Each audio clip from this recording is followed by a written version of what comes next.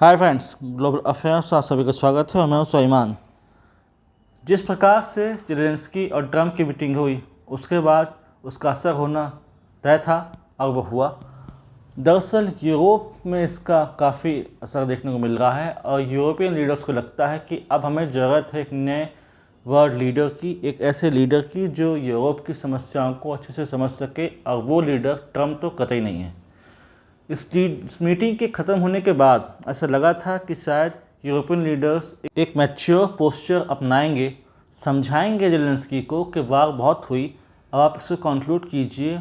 सही कह रहे हैं जेडी वैंस और ट्रंप, आप बैठिए रशिया के साथ, पुतिन के साथ बैठिए, बात कीजिए, एक्सप्लोर कीजिए कि कैसे युद्ध रुक सकता है, कैसे यूक्रेन रशिया का वॉर रुक सकता है, ताकि फर्दर डिस्कशन को रोक सकें। लेकिन नहीं, यूरोप के जितने भी लीडर्स हैं, चाहे वो फ्रेंच प्रेसिडेंट मैक्रॉन हो, यूके के पीएम स्टीमर हो, जॉर्जिया मेलोनी हो, even Canadian PM Justin Trudeau हो, उन सभी को लगता है कि यूक्रेन सही कर रहा है। सभी एक साथ आ गए और बोलने लगे कि यूक्रेन सही कर रहा है, हम उसका सपोर्ट करते हैं। और यूएसए वो वर्ल्ड लीडर नहीं है जो लीड कर सके और वर्ल्ड की प्रॉब्लम सुलझा सके। अब ये होगा कि यूक्रेन के इस वार एफर्ट्स के चलते यूरोप में होगा मास लेवल पर मिलिटराइजेशन। अपने डिफेंस स्पेंडिंग को ये बढ़ाएंगे, अपना डिफेंस बजट को ये इंक्रीज़ करेंगे ताकि इनको यूएस पे डिपेंडेंट ना होना पड़े। ट्रंप से मिलने जब ज़ेलेंस्की गए थे तो वो इसी उम्मीद से गए थे और इसी माइंडसेट से गए थे कि वो ट्रंप से मिलेंगे, अपनी बात कहेंगे, यूक्रेन का दुखड़ा रोएंगे, कहेंगे कि देखिए रशिया ने क्या हाल किया, यूक्रेन में बहुत दिक्कत है, आप सपोर्ट कीजिए हमें फंड्स से, हथियारों से और बाकी सपोर्ट से। लेकिन ट्रंप ने उनसे साफ कहा था कि you don't have cards, you have to conclude the war. उस बात पे उखड़ गए। इवन उन्होंने अपशब्द कहे, उन्होंने गालियाँ दी, उन्होंने शब्द कहे जो कि एक लीडर को सूट नहीं करता। उन्हें लगा कि ट्रंप बिल्कुल जो बिडेन की तरह उनको सपोर्ट करेंगे फंड्स के साथ, हथियारों के साथ। लेकिन ट्रंप ने बिल्कुल इसको नकार दिया। अपनी मीटिंग में, अपने इलेक्शन कैंपेन में ट्रंप पहले ही कह चुके थे कि मैं चाहूँगा कि यूक्रेन रशिया वार रुक जाए। और जब व्यक्ति वो एज ए प्रेसिडेंट बनकर बैठा यूएस का, तो उन्होंने ये इंश्योर किया कि ये वार रुकना चाहिए। और अपने कैजुअल मीटिंग्स में भी वो कई बार कह चुके थे कि ये वार रुकना चाहिए, यूक्रेन रशिया वार सही नहीं है। और उसके बाद उन्होंने एक दावा ठोक दिया कि यूक्रेन के रेयर अर्थ मिनरल्स पर हमारा अधिकार है। अब $500 बिलियन का जो रेयर अर्थ मिनरल्स हैं यूक्रेन का, वो को यूएस को मिलना चाहिए एज अ वार एफर्ट्स फी। ये तय था कि ये व्यक्ति कभी नहीं लड़ाई को सपोर्ट करेगा। He is a businessman and he is known for concluding war, not for initiating the war. फिर चाहे वो कोई भी वॉर एफर्ट्स हों। उन्होंने सबसे इम्पॉर्टेंट अब्राहम अकॉर्ड करवाया था between Israel and the gulf nation. तो उसी से समझ जाना चाहिए ज़ेलेंस्की को कि जो व्यक्ति अपने पहले रेजीम में वॉर के अगेंस्ट होगा, वो सेकेंड रेजीम में कैसे यूक्रेन के वॉर एफर्ट्स सपोर्ट कर सकता है। 2022 से 2025 है, आज 3 साल हो चुके इस वार को। ये वार रुक नहीं रही है। Major part of Ukraine Russia कब्जा चुका है और लगातार कब्जाता जा रहा है। और अगर ये वार नहीं रुकी तो हो सकता है कि साइजेबल पार्ट रशिया के अंदर चला जाए। और रशिया तो खुशी है कि उसके पास बड़ा हिस्सा यूक्रेन को मिल रहा है। लेकिन समझ नहीं आ रहा कि यूके, फ्रांस, जर्मनी के लीडर्स के पास समझ क्यों नहीं आ रही, वो क्यों बिल्कुल सपोर्ट करे जा रहे हैं ज़ेलेंस्की के वार एफर्ट्स को।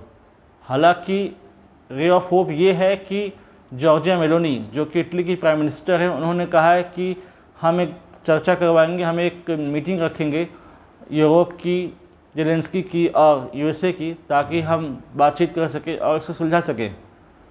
यही बात करने तो ज़ेलेंस्की और ट्रंप मिले थे, वही बात दोबारा होगी तो इससे कुछ लगता नहीं कि कोई फ्रूटफुल रिजल्ट निकलेगा।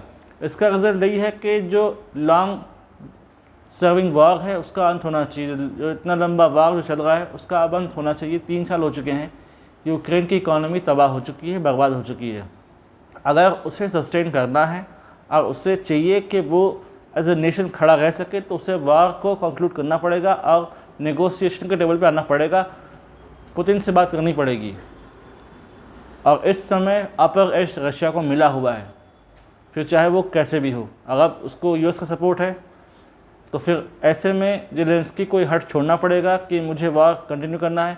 5 साल, 10 साल, 15 साल, 20 साल ये वार नहीं रोक सकती, क्योंकि आप वर्ल्ड वार 3 को इमेजिन नहीं कर सकते कि आने वाले समय में न्यूक्लियर वार हेड्स वहाँ यूज़ होंगे और लोग मारे जाएंगे, इकोनॉमीज तबाह होंगे, इंफ्रास्ट्रक्चर बर्बाद होगा, जो कि वर्ल्ड वार 1 वर्ल्ड वार 2 में हुआ, क्योंकि we can not afford world war 3, this world can not afford world war 3।